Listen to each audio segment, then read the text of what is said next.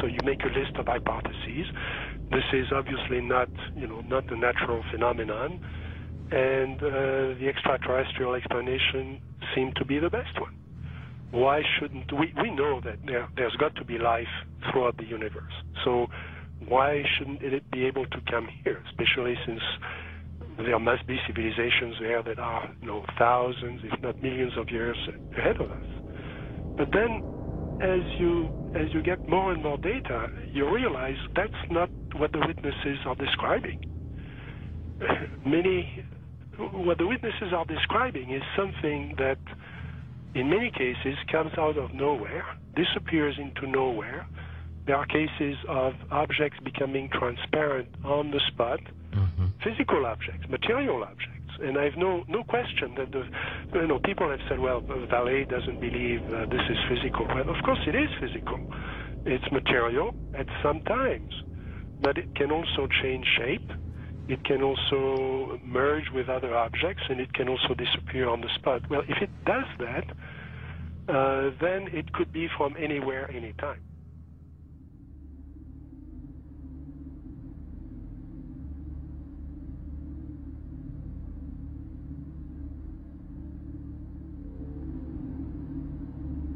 We always try to, to discredit the old legends, trying to say, no, these people were crazy, they thought everything was possible. But now we have the videos, and that's the big difference. Could you believe there are videos now of probably angels in the sky?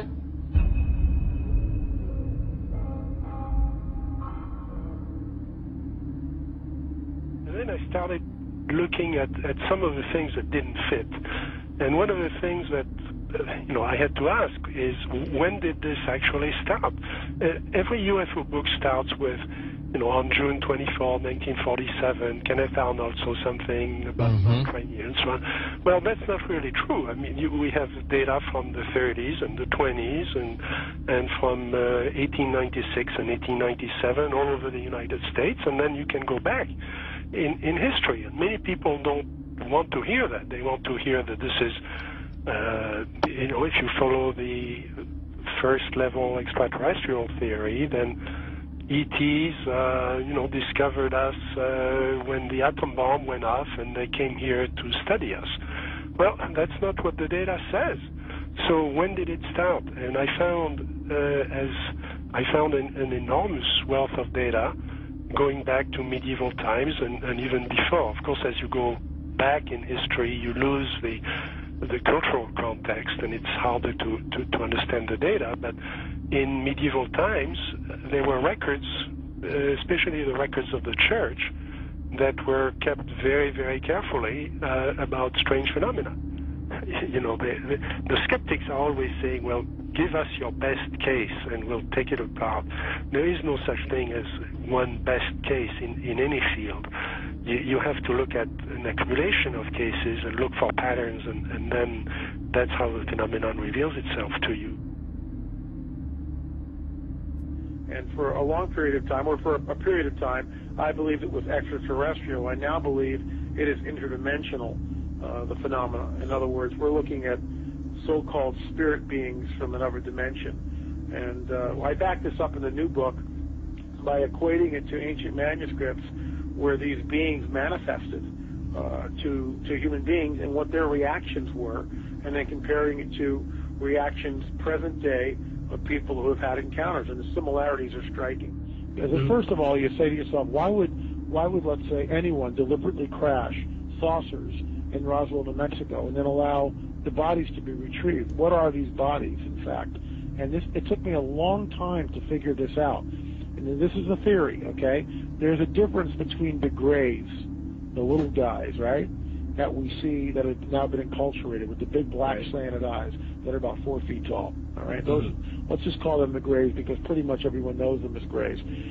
But there's another creature which people and abductees talk about that they see on board the ships, and these are tall beings, and they assume different forms.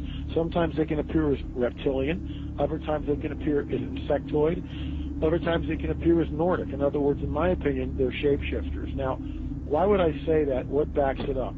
There's a scripture, once again, from our spiritual handbook, which says that basically fallen angels can appear as angels of light if they so choose. Okay? They can appear as angels of light if they so choose.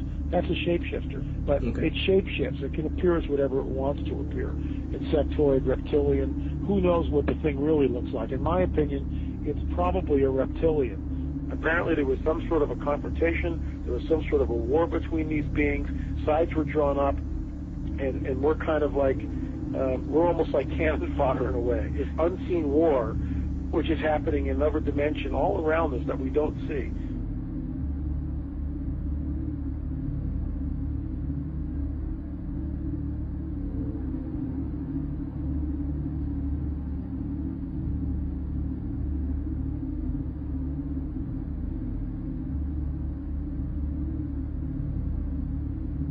So my point is this: what if the Greys are nothing more than some sort of a biological suit that enables the demons, let's say, to interface in this dimension? That's what I think the Greys are.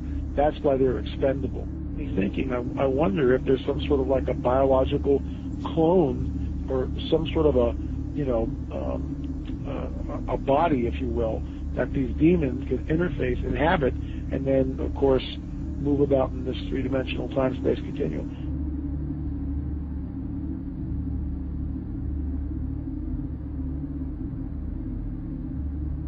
When you go back and you read the Book of Enoch, which, by the way, is found in the Dead Sea Scrolls, it amplifies the mischief that these fallen angels got into in and around the time of Genesis 6, which is why it was a global flood, because the Nephilim were on the earth, and these guys were all over the earth, and some of these skeletons that have been unearthed, specifically in Turkey, were over 30 feet tall. As we pushed west in Ohio and different places, they found mounds, and they would do primitive archaeological digs. And this is documented. I'm not making this stuff up. They found skeletons, oftentimes, that reached over 9 feet in length, with 6 fingers, 6 toes, and red hair. Now, one of the great mysteries of the West is what happened to these giants. There was nearly 60 skeletons brought out of this cave, but today they're nowhere to be found. Is it that there is some kind of archaeological cover-up that has occurred here?